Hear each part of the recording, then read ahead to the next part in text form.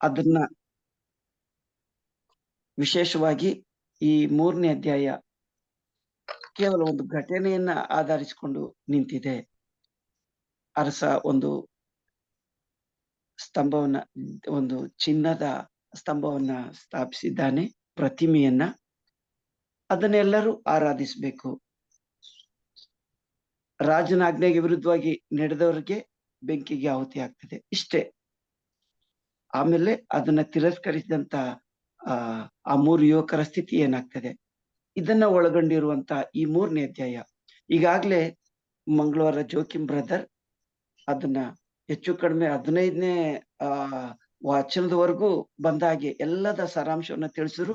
ಅದರೊಟ್ಟಿಗೆ ಯುವಕರ ಸ್ಥಿತಿಯನ್ನು ಸಹ ನಮ್ಗೆ ಅಂದೇ ಜಾಯ್ ಬ್ರದರ್ ತಿಳಿಸಿದ್ರು. ಈಗಾಗ್ಲೇ ನಮಗೆ ಗೊತ್ತಿದೆ, ಅಧ್ಯಾಯದ ಪರಿಪೂರ್ಣ ಒಂದು ಹಿಸ್ಟರಿಯನ್ನ ನಾವು ಸ್ಟಡಿ ಅಂದ್ರೆ ನಾವು ಓದಿದ್ದೇವೆ. ಅಲ್ಲಿರುವಂತ ಆ ಘಟನೆಗಳನ್ನ ಸಂಪೂರ್ಣವಾಗಿ ತಿಳ್ಕೊಂಡಿದ್ದೇವೆ. ಪ್ರತಿಮೆಯನ್ನ ಆರಾಧಿಸಲು ತಿರಸ್ಕರಿಸಿದಂತ ಯುವಕರಿಗೆ ಮುಂದೆ ಏನಾಯ್ತು, ಆ ಮುಂದಿನ ಭಾಗವನ್ನ ನಮ್ಮ ಅಡ್ಸನ್ನು ಮುಂದೆ ತಿಳಿಸ್ತಾರೆ.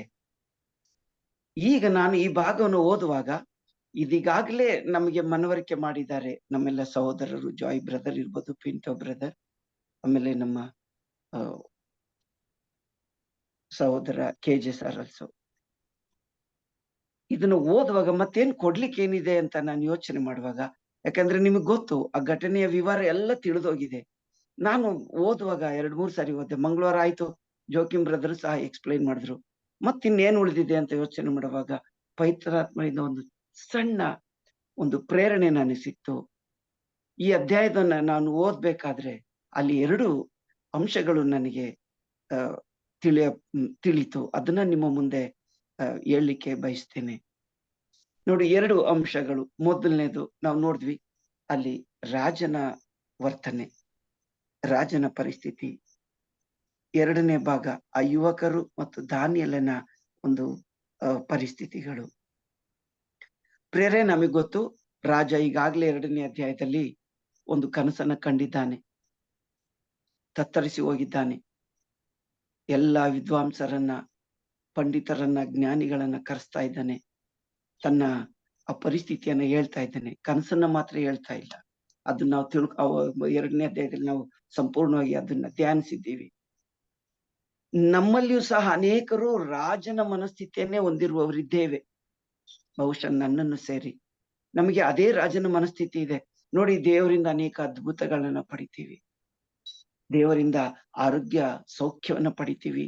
ಎಷ್ಟೋ ಬಾರಿ ಮರಣಾವಸ್ಥೆಯಲ್ಲಿದ್ದಂತ ಮಕ್ಕಳು, ಹಿರಿಯರನ್ನ ಮತ್ತೆ ದೇವರು ನಮಗೆ ಹಿಂತಿರುಗಿಸಿ ಕೊಟ್ಟಿದ್ದಾರೆ. ಎಷ್ಟೋ ಬಾರಿ ನಾವು ಆರ್ಥಿಕ ಕೊರತೆಯನ್ನ ಅನುಭವಿಸಿದ್ದೇವೆ. ಆ ಸಮಯದಲ್ಲಿ ದೇವರೇ ಯಾವುದೋ ಒಂದು ರೂಪದಲ್ಲಿ ನಮಗೆ ಸಹಾಯಕರಾಗಿ ನಿಂತಿದ್ದಾರೆ. ಎಷ್ಟೋ ಬಾರಿ ನಾವು ನೋಡ್ತೇವೆ, ದುಸ್ಥಿತಿಯಲ್ಲಿದ್ದಂತ ನಮ್ಮ ಕುಟುಂಬಗಳನ್ನ ದೇವರೇ ಕೈ ಹಿಡಿದು ಮೇಲಿಟ್ಟಿದ್ದಾರೆ. ಆ ಸಮಯದಲ್ಲಿ ನಾವು ದೇವರನ್ನು ಎಷ್ಟು ಹಾಡಿ ಹೊಗಳಿ ಸ್ತುತಿಸ್ತೇವೆ. ಆದ್ರೆ ಸ್ವಲ್ಪ ಸಮಯದ ನಂತರ ಏನೋ ಒಂದು ಕಷ್ಟನೋ, ಒಂದು ನೋವು, ಒಂದು ಸಾವು, ಒಂದು ದುಃಖ ಅಥವಾ ಒಂದು ಸಿರಿತನ ಯಾವುದೇ ಬಂದ್ರೂ ನಾವು ಮತ್ತೆ ದೇವರಿಂದ ದೂರ ಆಗ್ತೇವೆ. ಅದ್ಭುತ ಪಡೆದಂತ ಸಮಯ ಯಾವುದು, ಸಾಕ್ಷಿಯಾಗಿ ನಿಂತಂತ ಸಮಯ ಯಾವುದು, ಮತ್ತೆ ದೇವರಿಂದ ಬೇರ್ಪಟ್ಟ ಸಮಯ ಯಾವುದು. ನೋಡಿ, ಎಲ್ಲವೂ ಒಂದೇ, ಜೀವನ ಒಂದೇ, ಆದ್ರೆ ವಿವಿಧ ರೀತಿಯ ಒಂದು ಮನಸ್ಥಿತಿಗಳು ನಮಗ್ ಬಂದಿರ್ತವೆ. ನಾವು ನಮ್ಮ 20-30 ವರ್ಷದ ಹಿಂದಿನ ಜೀವನ ಸ್ಥಿತಿ ಹೋದ್ರೆ ನಮಗ್ ಗೊತ್ತು. ಬಹುಶಃ ನನ್ನ ಸ್ಥಿತಿಯನ್ನ ನಾನು ಹೇಳಬಲ್ಲೆ, ನಿಮ್ಮಲ್ಲಿರುವ ಯಾರ ಸ್ಥಿತಿಯು ನನಗೆ ಗೊತ್ತಿಲ್ಲ. 30 ವರ್ಷದಿಂದ ನಮ್ಮ ಕುಟುಂಬಗಳಲ್ಲಿ ಊಟಕ್ಕೂ ಕಷ್ಟ, ತುತ್ತು ಅನ್ನಕ್ಕೂ ಕಷ್ಟ ಪಡ್ತಾ ಇದ್ದಂತ ಪರಿಸ್ಥಿತಿಗಳು, ಉಡ್ಲಿಕ್ಕೆ ಸರಿಯಾದ ಬಟ್ಟೆಗಳಿಲ್ಲ, ವಿದ್ಯಾಭ್ಯಾಸಕ್ಕಂತೂ ತುಂಬಾನೇ ಕಷ್ಟ ಪರಿಸ್ಥಿತಿಗಳು, ತುಂಬಾ ಸ್ಥಿತಿ. ಆದ್ರೆ ಅಲ್ಲಿ ಕುಟುಂಬದಲ್ಲಿ ಪ್ರಾರ್ಥನೆಗಳಿತ್ತು. ಸ್ಥಿತಿಗಳು ಮಾತ್ರ ಅದೇ. ನಮಗೆ ಬಟ್ಟೆ ಅಂತ ಸಿಗ್ತಾ ಇದ್ದಿದ್ದೆ ಕ್ರಿಸ್ಮಸ್ ಹಬ್ಬದ ಒಂದು ವರ್ಷಕ್ಕೊಂದು ಬಟ್ಟೆ. ಅದು ಮತ್ತೆ ನಮಗೆ ನಾವು ಧರಿಸ್ಲಿಕ್ಕೆ ಹೊಸ ಬಟ್ಟೆ ಬೇಕೆಂದ್ರೆ ಮುಂದಿನ ಕ್ರಿಸ್ಮಸ್ನೇ ಕಾಯ್ಬೇಕಿತ್ತು. ಈಗ ಬಿಡಿ, ಮಕ್ಕಳಿಗೆ ಬರ್ತ್ಡೇ ಇದೆ, ಪ್ರತಿ ಹಬ್ಬ ಇದೆ, ಒಂದು ಮದುವೆ ಸಂಭ್ರಮ ಬರ್ಲಿ, ತಂದೆ ತಾಯಿಗೆ ಜೂಬ್ಲಿ ಆದ್ರೆ ಮಕ್ಕಳಿಗೆ ಬಟ್ಟೆ, ಅಥವಾ ತಮ್ಮನಿಗೆ ಬರ್ತ್ಡೇ ಅಂದ್ರೆ ಅಣ್ಣನಿಗೆ ಅಕ್ಕನಿಗೆ ಬಟ್ಟೆ. ಈ ತರ ವಸ್ತ್ರಗಳಿಗೆ ಕೊರತೆ ಇಲ್ಲ. ವಿವಿಧ ಭೋಜನಗಳು ನಮ್ಗಿದಾವೆ. ನೋಡಿ, ಅವಾಗ ಮಲಗ್ಲಿಕ್ಕೆ ಒಂದು ನೆಲೆ, ಸರಿಯಾದ ಸ್ಥಳಗಳು ಇರ್ತಾ ಇರ್ಲಿಲ್ಲ. ಈಗ ನಾವು ನಿದ್ರಿಸಲು, ಸುಖವಾಗಿ ನಿದ್ರಿಸಲು ಸ್ವಂತ ಮನೆಗಳಿದಾವೆ ನಮ್ಮಲ್ಲಿ ಎಷ್ಟೋ ಜನ. ನಾವು 20-30 ವರ್ಷದ ಹಿಂದಿನ ಸ್ಥಿತಿ ಈಗ ಹೋಲಿಸಿದ್ರೆ ನಮ್ಮ ಸ್ಥಿತಿಗಳು ದೈವ ಕೃಪೆಯಿಂದ 100 ಮಡಿ ಉದ್ಧಾರವಾಗಿದೆ. ಆದ್ರೆ ವಿಶ್ವಾಸ, ತಿನ್ನುವಂತ ತುತ್ತು ಅನ್ನ ಹೊಟ್ಟೆಗೆ ಹೋಗ್ಲಿಕ್ಕೂ ಮೊದ್ಲೇ ಬಾಯಿ ತುಂಬಾ ಪ್ರಾರ್ಥನೆ, ಮನಸ್ಸು ತುಂಬಾ ಸ್ತುತಿ ಆರಾಧನೆ ಎಲ್ಲ ತುಂಬಿರ್ತಾ ಇತ್ತು. ನಾಟ್ ಲೆಸ್ ದನ್ 1 hour, 1 ಗಂಟೆ ಸಮಯ ಪ್ರಾರ್ಥನೆಯಲ್ಲಿ ಮುಳುಗ್ತಾ ಇದ್ವಿ. ಆದ್ರೆ ಊಟ ಮಾತ್ರ 2 ನಿಮಿಷಕ್ಕೂ ಇಲ್ಲ. ಕೈ ತುತ್ತು ಸಿಗುವಷ್ಟು ಕಷ್ಟ ಇತ್ತು. ಆದ್ರೆ ಪರಿಸ್ಥಿತಿ ಬದಲಾಗಿದೆ, ಎಲ್ಲವೂ ಯಥೇಚ್ಛವಾಗಿದೆ, ವಿಶ್ವಾಸ ಕೊರತೆಯಾಗಿದೆ. ಬಹುಶಃ ನಮಗೆ ಸಿಕ್ಕಿರುವಂತ ಈ ಒಂದು ಉತ್ತಮ ಸ್ಥಿತಿ ನಮ್ಮನ್ನ ದೇವರಿಂದ ಬೇರ್ಪಡಿಸಿದ್ಯೋ, ಅಥವಾ ನಮ್ಮಲ್ಲಿ ಇದು ಏನ್ ಹೇಳ್ತಾರೆ, ನಿರ್ಲಕ್ಷ್ಯತನ ಇರ್ಬಹುದಾ? ನೋಡಿ, ಮತ್ತೆ ನಾನು ಯಾಕೆ ಇದನ್ನೆಲ್ಲ ಹೇಳ್ತಾ ಇದ್ದೀನಿ ಅಂದ್ರೆ, ರಾಜ ನೋಡಿ ಕನಸು ಕಂಡ, ತತ್ತರಿಸಿ ಹೋದ, ಭಯಭ್ರಾಂತನಾದ, ಎಲ್ಲ ಆಸ್ಥಾನಿಕರನ್ನ ಕರೆಸ್ದ, ಅಧಿಕಾರಿಗಳನ್ನ, ಅಲ್ಲಿರುವಂತ ಜ್ಞಾನಿಗಳನ್ನ ಕರೆಸ್ತಾನೆ. ಅವರು ವಿಫಲರಾಗ್ತಾರೆ, ಅಲ್ಲಿ ಸೋತು ಹೋಗ್ತಾರೆ ಅವನ. ಯಾಕಂದ್ರೆ ಕನಸನ್ನೇ ಹೇಳ್ತಾ ಇಲ್ಲ ರಾಜ. ಪಂಡಿತರು ಹೇಳ್ತಾ ಇದ್ರೆ, ಜ್ಞಾನಿಗಳು ಹೇಳ್ತಾ ಇದ್ರೆ, ರಾಜರ ನೀವು ಕನಸನ್ನ ಹೇಳಿ, ನಾವು ಅದರ ಅರ್ಥವನ್ನು ಹೇಳ್ತೀವಿ ಅಂತ. ರಾಜ ಕೋಪಗೊಂಡು ಅವ್ರನ್ನೆಲ್ಲ ಸಂಹರಿಸುವಂತೆ ಆಜ್ಞೆ ಮಾಡ್ತಾನೆ. ಅವರೆಲ್ಲರೂ ಇನ್ನು ಅವ್ರು ಕೊಲ್ಲಲ್ಪಡ್ಬೇಕು ಅಷ್ಟೇ, ಅವ್ರಿನ್ನು ಸಾಯ್ಬೇಕು, ಆ ಕುಟುಂಬಗಳು ತಿಪ್ಪೆಗುಂಡಿ ಆಗ್ಬೇಕು, ಇದೇ ರಾಜನ ಉದ್ದೇಶ. ಆದ್ರೆ ನೋಡಿ, ಅಲ್ಲಿ ಕೊನೆಯ ಭಾಗದಲ್ಲಿ ನಾವು ನೋಡ್ತೇವೆ, ದಾನಿಯೇಲ ಅಲ್ಲಿ ಅಲ್ಲಿ ಕನಸನ್ನು ವಿವರಿಸ್ತಾನೆ, ಅದರ ಪರಿಸ್ಥಿತಿಯನ್ನು ತಿಳಿಸ್ತಾನೆ. ರಾಜ ತುಂಬಾ ಸಂತೋಷವಾಗಿ ಅವನಿಗೆ ಅಧಿಕಾರವನ್ನು ಕೊಡ್ತಾನೆ, ಬಹುಮಾನಗಳನ್ನ ಕೊಡಿಸ್ತಾನೆ. ಮಾತ್ರವಲ್ಲ, ಅಲ್ಲಿದ್ದಂತ ಎಲ್ಲ ವಿದ್ವಾಂಸರಿಗೆ ಅಧ್ಯಕ್ಷನಾಗಿ ಪ್ರೆಸಿಡೆಂಟ್ ಪೋಸ್ಟ್ ಸಿಗ್ತದೆ. ಮಾತ್ರವಲ್ಲ, ಈ ಒಂದು ಪ್ರಾರ್ಥನೆ ಸಮಯದಲ್ಲಿ ದಾನಿಯೇಲನಿಗೆ ಸಹಾಯಕರಾಗಿದ್ದಂತ, ಭಿನ್ನ ಪ್ರಾರ್ಥನೆ ಮುಖಾಂತರ ದಾನಿಯೇಲನಿಗೆ ಸಪೋರ್ಟ್ ಆಗಿದ್ದಂತ ಆ 3 ಯುವಕರಿಗೂ ಸಹ ಉತ್ತಮ ಸ್ಥಾನ ಲಭಿಸ್ತದೆ. ಪ್ರೇರೆ, ಆ ಸಮಯದಲ್ಲಿ ರಾಜ ನುಡಿಯೋದು ಒಂದೇ ಒಂದು, ನಿಮ್ಮ ದೇವರೇ ನಿಜ ದೇವರು. ನೀ ದಾನಿಯೇಲನು ಆರಾಧಿಸುವಂತ, ಅಲ್ಲಿ ನೋಡ್ತೇವೆ ರಾಜನೇ ದಾನಿಯೇಲನಿಗೆ ಅಡ್ಡ ಬೀಳ್ತಾನೆ, ನಿನ್ನ ದೇವರು ನಿಜ ದೇವರು ಅಂತಾನೆ. ನೋಡಿ, 3ನೇ ಅಧ್ಯಾಯಕ್ಕೆ ಬರೋಷ್ಟ್ರೊಳಗಡೆ ರಾಜನ ಮನಸ್ಥಿತಿ ನೋಡಿ. ಆತ ಸಂಪೂರ್ಣವಾಗಿ ನಿಜ ದೇವರನ್ನ ಮರಿತಾನೆ. ಮತ್ತೆ ಒಂದು ಸ್ತಂಭ, ಚಿನ್ನದ ಸ್ತಂಭವನ್ನ ಸ್ಥಾಪಿಸಿ, ಚಿನ್ನದ ಪ್ರತಿಮೆಯನ್ನ ಸ್ಥಾಪಿಸಿ, ಅಲ್ಲಿ ಅದನ್ನ ನಮಸ್ಕರಿಸ್ಬೇಕು, ಅಡ್ಡ ಬೀಳ್ಬೇಕು ಅಂತ ಹೇಳ್ತಾನೆ. ಮಾತ್ರವಲ್ಲ, ಅಲ್ಲಿ ಕಂಪ್ಲೇಂಟ್ ತರ್ತಾರೆ ಅನೇಕ ಪಂಡಿತರು, ಆ 3 ಯುವಕರು ನೀವ್ ಹೇಳ್ದಂಗೆ ಕೇಳ್ತಾ ಇಲ್ಲ ಅಂತ. ಆಗ ರಾಜ ನುಡಿಯುವಂತ ಮಾತನ್ನ ನಾನಲ್ಲಿ ಓದ್ದಂತ ವಚನದಲ್ಲಿ ರಾಜ ನುಡಿಯೋದು, ನನ್ನ ದೇವರನ್ನ ಯಾಕೆ ನೀವು ತಿರಸ್ಕರಿಸ್ತಾ ಇದ್ದೀರಾ? ನಾನು ಕೊಟ್ಟಂತ ಆಜ್ಞೆ ಯಾಕೆ ನೀವು ತಿರಸ್ಕರಿಸ್ತಾ ಇದ್ದೀರಾ? ಯಾಕೆ ನೀವು ಚಿನ್ನದ ಅದು ಪ್ರತಿಮೆಗೆ ನೀವು ಅಡ್ಡ ಬೀಳ್ತಾ ಇಲ್ಲ? ಯಾಕೆ ನೀವು ನನ್ನ ದೇವರನ್ನ ತಿರಸ್ಕರಿಸ್ತೀರ? ನೋಡಿ, ಈಗಷ್ಟೇ ಹೇಳ್ದ, 2ನೇ ಅಧ್ಯಾಯದ ಕೊನೆಯ ಭಾಗದಲ್ಲಿ ಹೇಳ್ತಾನೆ, ದಾನಿಯೇಲನ ದೇವರೇ ನಿಜ ದೇವರು. ದಾನಿಯೇಲನೇ ಒಂದ್ ತರದಲ್ಲಿ ದೇವರು ಅಂತ ಅವನಿಗೆ ಅಡ್ಡ ಬಿದ್ದು, ಆತನು ಆಶ್ರಯಿಸುವಂತ, ದಾನಿಯೇಲನು ಆರಾಧಿಸುವಂತ ದೇವರೇ ನಿಜ ದೇವರು ಅಂತ ಹೇಳಿದಂತ ಆ ರಾಜ ಈ ಕ್ಷಣದಲ್ಲಿ ನನ್ನ ದೇವರನ್ನ ಯಾಕೆ ನೀವು ನಿರ್ಲಕ್ಷ್ಯ ಮಾಡ್ತಾ ಇದ್ದೀರಾ ಅಂತ. ಹಂಗಿದ್ರೆ ಅವನು ಒಂದು ಕನಸಿನ ಬಗ್ಗೆ ಭಯಭ್ರಾಂತನಾಗಿದ್ದ, ಆ ಕನಸಿಗೆ ಅರ್ಥವನ್ನು ಕೊಟ್ಟಂತ ದಾನಿಯೇಲನ ದೇವರೇನಾದ್ರು ನಾವು ಮುಂದೆ ನೋಡ್ತೀವಲ್ಲ.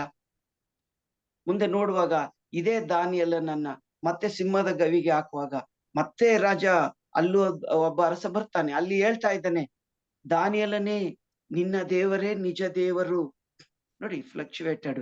ಮತ್ತೆ ನಾವು ಘಟಸರ್ಪದ, ಬೇಲ್ದೇವತೆ ಘಟಸರ್ಪದಲ್ಲೂ ನೋಡ್ತೇವೆ.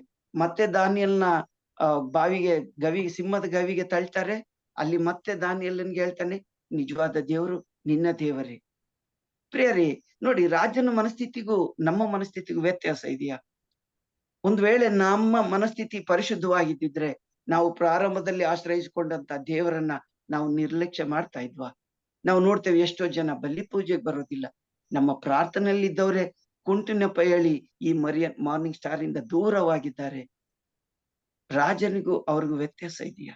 ನಾವು ಅವ್ರನ್ನ ದೂಷಿಸೋದು ಬೇಡ, ನಮ್ಮ ಮನಸ್ಥಿತಿಯನ್ನೇ ನೋಡೋಣ. ನಮಗೆ ಪ್ರಾರ್ಥನೆ ಬೇಡ. ಒಂದು ಕಷ್ಟ ಬಂದ್ರೆ, ಒಂದು ನೋವು ಬಂದ್ರೆ, ಒಂದು ದುಃಖ ಬಂದ್ರೆ, ಒಂದು ಸಾವು ಬಂದ್ರೆ ನಮಗೆ ದೇವರ ಪ್ರಸನ್ನತೆಯೇ ಬೇಡ. ಧರ್ಮ ಸಭೆಯನ್ನೇ ಬಿಟ್ಟು ಹೋದಂತ ಸ್ಥಿತಿಗಳು ನಮ್ಮಲ್ಲಿ ಎಷ್ಟೋ ಜನಕ್ಕೆ ಬಂದಿದೆ. ಪ್ರಾರ್ಥನೆಯನ್ನ ನಿರ್ಲಕ್ಷಿಸ್ತೇವೆ. ನೋಡಿ, ರಾಜನು ಹಾಗೆ ಒಮ್ಮೆ ಅವರನ್ನ ಗೌರವಿಸ್ತಾನೆ, ಮತ್ತೊಮ್ಮೆ ಅವರಿಗೆ ಶಿಕ್ಷೆ ನೀಡ್ತಾನೆ. ಇದು ನಮ್ಮಲ್ಲಿ ಬರೋದಾದ್ರೆ ಪ್ರಿಯರೇ, ನಾವು ನಿಜ ದೇವರನ್ನ ನಿಜವಾಗ್ಲೂ ಆಶ್ರಯಿಸಿಕೊಂಡಿದ್ದೇವ ಅಥವಾ ಪರಿಸ್ಥಿತಿಗೆ ತಕ್ಕಂತೆ ನಾವು ಜೀವಿಸ್ತಾ ಇದ್ದೀವ? ಇದು ಮೊದಲನೆಯ ಒಂದು ಅಂಶ. ನಾವು ಎರಡನೆಯ ಭಾಗ ನೋಡೋಕಾದ್ರೆ ಪ್ರಿಯರೇ, ನಮಗ್ ಗೊತ್ತು ಅಲ್ಲಿ 3 ಯುವಕರು ಶಿಕ್ಷೆಗೆ ಒಳಪಟ್ಟಿದ್ದಾರೆ. 3ನೇ ಅಧ್ಯಾಯದಲ್ಲಿ ಈಗ ರಾಜ ಹೇಳ್ತಾ ಇದ್ದೇನೆ, ನೀವು ನಾನು ಸ್ಥಾಪಿಸಿದ ಆ ಒಂದು ಪ್ರತಿಮೆಯನ್ನ ನೀವು ಆರಾಧಿಸದೆ ಹೋದ್ರೆ, ಅಂದ್ರೆ ಅಲ್ಲಿಗೆ ನೀವು ಅಡ್ಡ ಬೀಳದೆ ಹೋದ್ರೆ ನಿಮ್ಮನ್ನ ಬೆಂಕಿಗೆ ತಳ್ಳಲ್ಪಡ್ತದೆ ಅಂತ. ನೋಡಿ, 2ನೇ ಅಧ್ಯಾಯದಲ್ಲಿ ಇದೇ ಯುವಕರ ಭಿನ್ನಾದ ಫಲವಾಗಿ ದಾನಿಯೇಲನು ಅಲ್ಲಿ ರಾಜನ ಆ ಕನಸಿನ ಗುಡಾರ್ಥವನ್ನು ತಿಳಿಸಿದಾಗ ದಾನಿಯೇಲನಿಗೆ ಅಧ್ಯಕ್ಷ ಸ್ಥಾನ ಸಿಕ್ತು, ಬಹುಮಾನಗಳು ಸಿಕ್ತು. ಆತನ ಒಂದು ಸೂಚನೆ ಮೇರೆಗೆ ರಾಜನಿಗೆ ಹೇಳ್ತಾನೆ, ಆ 3 ಯುವಕರಿಗೂ ಸಹ ಆತನು ಒಳ್ಳೆಯ ಸ್ಥಾನವನ್ನು ಕೊಡ್ತಾನೆ. ಪ್ರಿಯರೇ, 2ನೇ ಅಧ್ಯಾಯದಲ್ಲಿ ಒಳ್ಳೆ ಅಧಿಕಾರದಲ್ಲಿದ್ದಂತ ಆ 3 ಯುವಕರಿಗೆ 3ನೇ ಅಧ್ಯಾಯಕ್ಕೆ ಬಂದ್ರೆ ಬೆಂಕಿಗೆ ತಳ್ಳಲ್ಪಡ್ತಾ ಇದ್ದಾರೆ. ಪ್ರಿಯರೇ, ನಾನು ಇದನ್ನ ಓದುವಾಗ ನನ್ಗನ್ಸಿದ್ದಿಷ್ಟೇ, ದೇವರನ್ನ ಆಶ್ರಯಿಸಿಕೊಳ್ಳುವ ನಮ್ಮೊಬ್ಬೊಬ್ಬರಿಗೂ ದೇವರೇ ನಿಜ ದೇವರು ಎಂದು ನಾವು ವಿಶ್ವಾಸಿಸುವುದಾದರೆ ಈ ಲೋಕದಲ್ಲಿ ಸಿಗುವಂತ ಸ್ಥಾನಮಾನಗಳು, ಗೌರವಗಳು ಯಾವುದು ಶಾಶ್ವತವಲ್ಲ. ನಮ್ಮನ್ನ ಇಂದು ತುಂಬಾ ಗ್ರೇಟ್, ನೀವು ನಿಜವಾಗ್ಲೂ ಜ್ಞಾನಿಗಳು, ನೀವು ಒಳ್ಳೆ ಬೋಧಕರು, ನೀವು ಒಳ್ಳೆ ಸಿಂಗರ್, ನೀವು ಒಳ್ಳೆ ಪ್ರೀಚ್ ಮಾಡ್ತೀರಾ, ಏನೇನು ಹೇಳ್ಬೋದು, ನೀವು ಒಳ್ಳೆ ಟೀಚರ್ ಅಂತ ಹೇಳ್ಬೋದು. ಮರುಕ್ಷಣದಲ್ಲೇ ನಮ್ಮನ್ನ ಅಪಮಾನಕ್ಕೆ ದೂಡ್ಲಿಕ್ಕೆ ಸಾಧ್ಯ. ಯಾಕೆಂದ್ರೆ ನಾವು ಸರ್ವಶಕ್ತನನ್ನ ಆಶ್ರಯಿಸಿಕೊಂಡಿದ್ದೇವೆ. ಆದ್ರೆ ಇಲ್ಲಿ ನೋಡಿ, ನಾವು ದೈವ ಭಕ್ತರಾದ ವಿಶ್ವಾಸ ಜೀವನ ನಡೆಸುವಂತ ನಾವು ಬರುವಂತ ಬಹುಮಾನ ಸಿಗುವಾಗ, ನಮಗೆ ಪ್ರಶಂಸೆಗಳು ಬರುವಾಗ, ನಮಗೆ ಸ್ಥಾನಮಾನಗಳು ಸಿಗುವಾಗ ಹಿಗ್ಗುವುದು ಬೇಡ. ಅಪಮಾನವಾದಾಗ, ನೋವು ಕಷ್ಟಗಳು ಬಂದಾಗ ಕುಗ್ಗುವುದು ಬೇಡ. ಪ್ರೇರೆ ಇಲ್ಲಿ ಆಗ್ತಾ ಇರೋದು ಅದೇ. ನೋಡಿ, ನಾವು ದಾನಿಯೇಲನ ನೋಡ್ತೀವಲ್ಲ, 2ನೇ ಅಧ್ಯಾಯದಲ್ಲಿ ಆತನಿಗೆ ಅನೇಕ ಸನ್ಮಾನಗಳು ಲಭಿಸ್ತು. ರಾಜ ತುಂಬಾ ಖುಷಿಯಾದ, ಅವನ ಪಾದಕ್ಕೆ ಅಡ್ಡ ಬೀಳ್ತದೆ ಅಂತ ವಚನ ಹೇಳ್ತಾ ಇದೆ.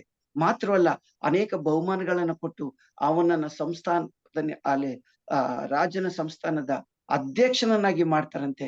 ಎಲ್ಲ ಜ್ಞಾನಿಗಳು ಅವನೊಂದಿಗೆ ಇರ್ಬೇಕು, ಆತನ ಹೇಳ್ದಂಗೆ ಕೇಳ್ಬೇಕು. ರಾಜ ಆತನಿಗೆ ಉತ್ತಮ ಸ್ಥಾನವನ್ನು ಕೊಟ್ಟ. ನಾವು 5ನೇ ಅಧ್ಯಾಯದಲ್ಲಿ ನೋಡಿ, 6ನೇ ಅಧ್ಯಾಯಕ್ಕೆ ಬನ್ನಿ, ಮತ್ತೆ ಆತನನ್ನ ಸಿಂಹದ ಗುಹೆಗೆ ತಳ್ತಾ ಇದ್ದಾರೆ. ಇಲ್ಲಿ 3ನೇ ಅಧ್ಯಾಯದಲ್ಲಿ ದೇವರನ್ನ ಆಶ್ರಯಿಸಿಕೊಂಡಿದ್ದಂತ 3 ಯುವಕರಿಗೆ ಸ್ಥಾನ ಸಿಕ್ತು, ಅಧಿಕಾರ ಸಿಕ್ತು. ಆದ್ರೆ ಮರುಕ್ಷಣದಲ್ಲಿ ಬೆಂಕಿಗೆ ತಳ್ಳಲ್ಪಡ್ತಾ ಇದ್ದಾರೆ. ನಾವು ಮುಂದೆ ನೋಡುವಾಗ ಮತ್ತೆ ಅಲ್ಲಿ ರಾಜ ಅಲ್ಲಿ 6ನೇ ಅಧ್ಯಾಯದಲ್ಲಿ, ನಾವು 5ನೇ ಮತ್ತು 6ನೇ ಅಧ್ಯಾಯ ನೋಡುವಾಗ ದಾನಿಯೇಲನ ಗ್ರಂಥದಲ್ಲಿ ರಾಜ ಒಂದು ಬರಹವನ್ನ ಕಾಣ್ತಾ ಇದ್ದಾನೆ. ಅದನ್ನ ನೋಡಿ ತತ್ತರಿಸಿ ಹೋಗ್ತಾನೆ, ಭಯಭ್ರಾಂತನಾಗ್ತಾನೆ. ರಾಣಿ ದಾನಿಯೇಲನನ್ನ ಕರೆಸಿ ರಾಜನಿಗೆ ಆ ಬರಹದ ಗುಡಾರ್ಥವನ್ನ ತಿಳಿಸುವಾಗ ರಾಜ ಅಲ್ಲಿ ವಚನ ಹೇಳ್ತಾ ಇದೆ, ಆತನಿಗೆ ರಾಜವಸ್ತ್ರವನ್ನ ಧರಿಸುವಂತೆ ಆಜ್ಞೆ ಮಾಡ್ತಾನೆ, ಚಿನ್ನದ ಸರವನ್ನ ಹಾಕ್ತಾನೆ, ಅನೇಕ ಅಧಿಕಾರ ಸ್ಥಾನಮಾನವನ್ನು ಕೊಟ್ಟು ಬಹುಮಾನಗಳನ್ನ ಕೊಟ್ಟು ಗೌರವಿಸ್ತಾನೆ. ಸ್ವಲ್ಪ ಸಮಯದಲ್ಲಿ ಆತನನ್ನ ಸಿಂಹದ ಗುಹೆಗೆ ತಳ್ಳಲ್ಪಡ್ತಾರೆ. ನಾನು ಅವಾಗ್ಲೇ ಹೇಳ್ದಾಗೆ, ಬೇಲ್ ದೇವತೆ ಘಟಸರ್ಪದಲ್ಲೂ ಅಷ್ಟೇ, ರಾಜ ಆತನನ್ನ ದಾನಿಯೇಲನನ್ನ ಗೌರವಿಸ್ತಾನೆ, ಸನ್ಮಾನಿಸ್ತಾನೆ, ಅಧಿಕಾರ ಸ್ಥಾನವನ್ನೆಲ್ಲ ಕೊಡ್ತಾನೆ. ಮತ್ತೊಮ್ಮೆ ಆತನನ್ನ ಸಿಂಹದ ಗುಹೆಗೆ ತಳ್ಳಲ್ಪಡ್ತಾರೆ. ಪ್ರಿಯರೇ, ವಿಶ್ವಾಸದಲ್ಲಿ ಜೀವಿಸುವ ನಮಗೂ ಇದೇ ರೀತಿ. ಈ ಲೋಕದಲ್ಲಿ ಎಂದಿಗೂ ನಾವು ಸಂತೋಷವನ್ನು ಮಾತ್ರ ನೆಚ್ಚಿಕೊಂಡಿರಬಾರ್ದು, ನಮಗೆ ಸಿಗುವಂತ ಉತ್ತಮ ಸ್ಥಾನಗಳನ್ನೇ ನೆಚ್ಚಿಕೊಂಡಿರಬಾರ್ದು.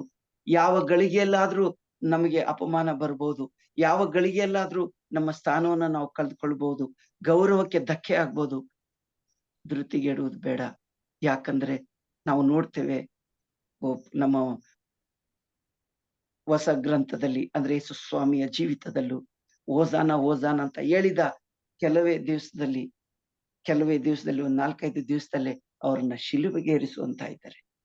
ಪ್ರಿಯರೇ, ಯೇಸುವಿನ ಅದ್ಭುತಗಳನ್ನ ಕಂಡಂತ ಜನರು, ದಾವಿದ ಕುಲಪುತ್ರನೇ, ಬರಬೇಕಾದ ಲೋಕೋದ್ಧಾರಕ ನೀನೇ ಅಂತ ಹೇಳಿದ ಜನರೇ ಅವರನ್ನ ಶಿಕ್ಷೆಗೆ ಒಳಪಡಿಸ್ತಾರೆ. ನಿಜ ಪ್ರಿಯರೇ, ಈ ವಚನಗಳ ಮುಖಾಂತರ ಈ 3ನೇ ಅಧ್ಯಾಯದಲ್ಲಿ ನಾನು ಓದುವಾಗ ಅರ್ಥವಾಗಿದ್ದಷ್ಟೇ, ದೇವರನ್ನ ಪ್ರೀತಿಸುವ ನಮಗೆ ಈ ಗೌರವ ಸ್ಥಾನಮಾನ ಯಾವುದು ಶಾಶ್ವತವಲ್ಲ. ಒಮ್ಮೆ ಬರುವಂತ ಈ ಒಂದು ಪ್ರತಿಷ್ಠೆ ಅಥವಾ ಗೌರವ, ಈ ಒಂದು ಅಧಿಕಾರ, ಅಂತಸ್ತು, ಆರೋಗ್ಯ ಮರುಕ್ಷಣದಲ್ಲೇ ನಮ್ಮನ್ನ ಬಿಟ್ಟು ಹೋಗ್ಬೋದು. ಅದಕ್ಕಾಗಿ ನಾವು ದೃಷ್ಟಿಗೆಡುವುದು ಬೇಡ. ಯಾಕಂದ್ರೆ ನಿಜ ದೇವರನ್ನೇ ಆಶ್ರಯಿಸಿಕೊಂಡಿರುವ ನಾವು ಸ್ಥಿರವಾಗಿ ಶಾಶ್ವತವಾಗಿ ನಿಲ್ಬೇಕಾಗಿರೋದು ನಮ್ಮ ಸ್ಥಾನಮಾನ, ಅಧಿಕಾರ, ಅಂತಸ್ತು, ಆರೋಗ್ಯದಲ್ಲ, ಬದಲಿಗೆ ನಿಜ ದೇವರಲ್ಲಿ ವಿಶ್ವಾಸ. ನಮ್ಮ ವಿಶ್ವಾಸಕ್ಕೆ ಧಕ್ಕೆ ಆಗ್ಬಾರ್ದು. ನಮ್ಮ ಜೀವನಕ್ಕೆ, ನಮ್ಮ ಅಧಿಕಾರಕ್ಕೆ, ನಮ್ಮ ಗೌರವಕ್ಕೆ ಧಕ್ಕೆ ಆಗ್ಬೋದು, ಆದ್ರೆ ನಮ್ಮ ವಿಶ್ವಾಸಕ್ಕೆ ಧಕ್ಕೆ ಆಗ್ಬಾರ್ದು. ನಮ್ಮ ಪ್ರೀತಿಯಲ್ಲಿ ಕೊರತೆ ಇರಬಾರ್ದು. ನಮ್ಮಲ್ಲಿ ಅನೇಕ ಬಾರಿ ಹಣದ ಕೊರತೆ ಆಗ್ತದೆ, ಆರೋಗ್ಯದ ಕೊರತೆ ಆಗ್ತದೆ, ಆದ್ರೆ ನಮ್ಮ ಪ್ರೀತಿ ನಿಜ ದೇವನಲ್ಲಿರುವ ನಮ್ಮ ವಿಶ್ವಾಸ, ಪ್ರೀತಿ ಎಂದಿಗೂ ಕುಗ್ಗಿ ಹೋಗ್ಬಾರ್ದು. ಅದಕ್ಕೆ ಕೊರತೆ ಬರಬಾರ್ದು. ನೋಡಿ, ಈ ಅಧ್ಯಾಯದಲ್ಲಿ ನಾವು ಓದುವಾಗ ನಮ್ಮ ಮನಸ್ಸಿಗೆ ಬರಬೇಕಾಗಿರೋದಿಷ್ಟೇ. ಬೆಂಕಿಗೆ ಬಿದ್ದಂತ ಆ 3 ಯುವಕರನ್ನ ಅದು ಅಡ್ಸನ್ ನಮಗೆ ಎಕ್ಸ್ಪ್ಲೈನ್ ಮಾಡ್ತಾರೆ ತುಂಬಾ ಅದ್ಭುತವಾಗಿ. ದೇವರು ಕೈ ಬಿಡ್ಲಿಲ್ಲ, ಅಲ್ಲಿಂದ ರಕ್ಷಿಸಲ್ಪಟ್ರು. ಪ್ರಿಯರೇ, ಇಂದು ರಾಜ ಅವ್ರ ಮುಂದೆ ಕಡುಗೋಪ ವಚನ ನೀವು ಓದ್ಬೇಕಾದು 3ನೇ ಅಧ್ಯಾಯದ ಪರಿಪೂರ್ಣ ವಚನವನ್ನ ನೀವು ಓದಿ ಕಡುಗೋಪಗೊಳ್ತಾನಂತೆ. ಅವನು ಬೆಂಕಿಗಿಂತ ಇವನೇ ಜ್ವಲಿಸ್ತಾ ಇದ್ದಾನೆ ಆವೇಶದಿಂದ. ನೋಡಿ, ಎಲ್ಲೋಯ್ತು ಅವನ ವಿಶ್ವಾಸ? ದಾನಿಯೇಲನಿಗೆ ಅಡ್ಡ ಬಿದ್ದಂತ ಅದೇ ರಾಜ ಈ ಕ್ಷಣದಲ್ಲಿ ಈ 3 ಯುವಕರನ್ನ ಕಂಡು ಕೋಪಗೊಳ್ಬೇಕಾದ್ರೆ ನೋಡಿ, ಮನಸ್ಥಿತಿಗಳು ನೋಡಿ. ಈ ಲೋಕದಲ್ಲಿ ಯಾರ ಮನಸ್ಥಿತಿಯು ಒಂದೇ ತರ ಇರೋದಿಲ್ಲ. ಇಲ್ಲಿ ಮನಸ್ಥಿತಿ ಸದಾ ಸ್ಥಿರವಾಗಿರುವುದು ದೇವರೊಬ್ಬರದು ಮಾತ್ರ. ನಮ್ಮನ್ನು ಪ್ರೀತಿಸುವ ದೇವ ಸದಾ ಒಂದೇ ರೀತಿಯಲ್ಲಿ ಇರ್ತಾರೆ, ಒಂದೇ ಮನಸ್ಥಿತಿ ಹೊಂದಿರ್ತಾರೆ. ಆದುದರಿಂದ ಪರಿಶುದ್ಧ ಮನಸ್ಥಿತಿ ಉಳ್ಳ ದೇವರನ್ನ ಮಾತ್ರ ಆಶ್ರಯಿಸಿಕೊಂಡು ಜೀವಿಸೋಣ. ದಯಮಯ ದೇವರು ನಮ್ಮ ಈ ಮರಿಯನ್ ತಂಡವನ್ನ ಹೀಗೆ ಮುನ್ನಡೆಸಲಿ. ನಮ್ಮ ಕೊರತೆಯ ಸಮಯದಲ್ಲೂ ಜೊತೆಗಿರುವ ಆತನು ಅವನೇ. ನಾವು ನಂಬಿರುವಂತ ಕುಟುಂಬ ಯಾವುದೂ ಅಲ್ಲ. ನಮ್ಮ ಪರಿಸ್ಥಿತಿಯಲ್ಲೂ, ನಮ್ಮ ಒಂದು ಒಳ್ಳೆಯ ಸ್ಥಿತಿಯಲ್ಲೂ, ನಮ್ಮ ಒಂದು ದುಸ್ಥಿತಿಯಲ್ಲೂ ಜೊತೆಗಿರುವ ಏಕೈಕ ವ್ಯಕ್ತಿ, ಏಕೈಕ ಬಾಳ ಸಂಗಾತಿ ಅದು ನನ್ನ ದೇವ ಸರ್ವೇಶ್ವರ ಯೇಸು ಕ್ರಿಸ್ತ ಮಾತ್ರ. ಆದುದರಿಂದ ಈ ಲೋಕವು ಕೊಡುವ ಕ್ಷಣಿಕದ ಸುಖದ ಹಿಂದೆ ನಾವು ಹೋಗದೆ, ಈ ಲೋಕವು ಕೊಡುವಂತ ಕ್ಷಣಿಕ ಒಂದು ದುಃಖದ ಹಿಂದೆ ನಾವು ಹೋಗದೆ, ಸ್ಥಿರವಾಗಿ ವಿಶ್ವಾಸದಲ್ಲಿ ಕ್ರಿಸ್ತನೊಂದಿಗೆ ಜೀವಿಸೋಣ. ನಮ್ಮ ಪ್ರಾರ್ಥನಾ ಜೀವನ ಸಾರ್ಥಕವಾಗಿರ್ತದೆ.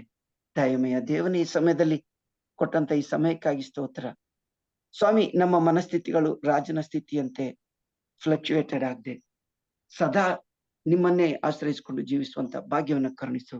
ಅದಾಗಿಯೂ ಆ ಯುವಕರಿಗೂ ದಾನಿಯೇಲನಿಗೂ ಬಂದಂತ ಶೋಧನೆಗಳು ನಮ್ಮ ಜೀವಿತದಲ್ಲಿ ಬಂದರೂ ನಾವು ಕುಗ್ಗಿ ಹೋಗದೆ, ಅವರಿಗೆ ಸಿಕ್ಕಿದಂತ ಸ್ಥಾನಮಾನಗಳು ನಮಗೆ ಸಿಕ್ಕಿದಾಗಲೂ ಹಿಗ್ಗಿ ಹೋಗದೆ ಸದಾ ಕಾಲಕ್ಕೂ ನಿಮ್ಮಲ್ಲೇ ಭರವಸೆಯಿಟ್ಟು ಜೀವಿಸುವಂತೆ ಮಾಡು.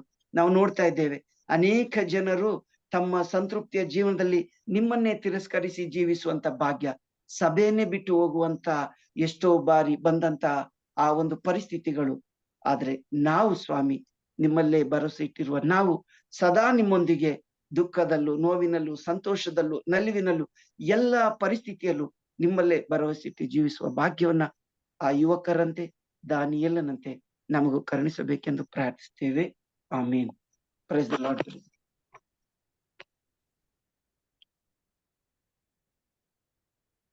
Praise the Lord. Praise the Lord. Praise the Lord, sir. ಬೇರೆ ದಯಾಲ್ ಈ ಚಿಕ್ಕ ಈ ಒಂದು ಟಾಪಿಕ್ ನಲ್ಲಿ ದಯಾಲ್ ಏನ್ ಹೇಳ್ಬೇಕು ಮ್ಯಾಕ್ಸಿಮಮ್ ಹೇಳಿ ಮುಗಿಸಿದ್ದಾರೆ. ಯಾಕಂದ್ರೆ ಸ್ವಲ್ಪ ಕಡಿಮೆ ಆಯ್ತು ನನಗೆ ಅನಿಸ್ತಾ ಇದೆ. ಇನ್ನೊಂದು 2-3 ವಚನ ಸೇರಿಸಿ ಕೊಟ್ರೆ ಇನ್ನೂ ಚೆನ್ನಾಗಿ ಆಗ್ತಾ ಇತ್ತು. ಇದರಲ್ಲಿ ದಾನಿಯೇಲು ನೆಬೂಕದ್ನೆಚ್ಚರನ ಆ ಒಂದು ಆಟಿಟ್ಯೂಡ್ ಬಗ್ಗೆ ದಯಾಲ್ ಸ್ವಲ್ಪ ಜಾಸ್ತಿ ಚೆನ್ನಾಗಿ ಹೇಳಿದ್ದಾರೆ. ಪ್ರಿಯರೇ, ನನಗೆ ಇಲ್ಲಿ ಒಂದು ವಚನ ಅಂದ್ರೆ 8ನೇ ಒಂದು ವಚನ ಸ್ವಲ್ಪ ಚಿಂತಿಸುವುದು ಒಳ್ಳೇದನ್ಸುತ್ತೆ. 8. ಆಗ ಕೆಲವು ಮಂದಿ ಬ್ಯಾಬಿಲೋನಿಯರು ಯೆಹೂದ್ಯರ ಮೇಲೆ ದೂರು ಹೊರಿಸಲು ರಾಜ ನೆಬೂಕದ್ನೆಚ್ಚರನ ಬಳಿಗೆ ಬಂದರು. ನೋಡಿ, ಕೆಲವ ಆ ರಾಜ್ಯದಲ್ಲಿರುವ ಕೆಲವರು ಯಹೂದ್ಯರ ಬಗ್ಗೆ ವಿರುದ್ಧವಾಗಿ ತಪ್ಪು ಬೋಧಿಸ್ತಾ ಇದ್ದಾರೆ. ಇಲ್ಲಿ 2 ಜನಾಂಗಗಳನ್ನು ನೋಡ್ತೀವಿ.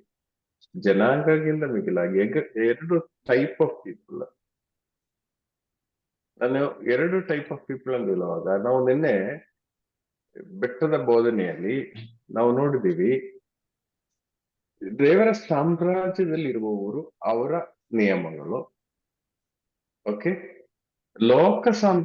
ಲೋಕದಲ್ಲಿರುವವರು ಅವರ ನಿಯಮಗಳು. ಸೊ ಬೆಟ್ಟದ ಬೋಧನೆಯಲ್ಲಿರುವ ಎಲ್ಲಾ ಬೋಧನೆಗಳು ದೇವರ ಸಾಮ್ರಾಜ್ಯದಲ್ಲಿರುವವರಿಗೇನೆ. ಆಗ ನಾವು ದೇವರ ಸಾಮ್ರಾಜ್ಯದಲ್ಲಿ ಇದೀವಾ? ನಾವು ದೇವರ ಸಾಮ್ರಾಜ್ಯದಲ್ಲೂ ಇದೀವಿ ಅಲ್ವಾ? ನಾವು ದೇವರ ಸಾಮ್ರಾಜ್ಯದಲ್ಲಿ ಇದೀವಿ, ಆದ್ರೆ ನಾವು ಲೋಕದಲ್ಲಿ. ಹಾಗಾದ್ರೆ ಯಾವ ನಿಯಮ ನಾವು ಫಾಲೋ ಮಾಡಬೇಕು?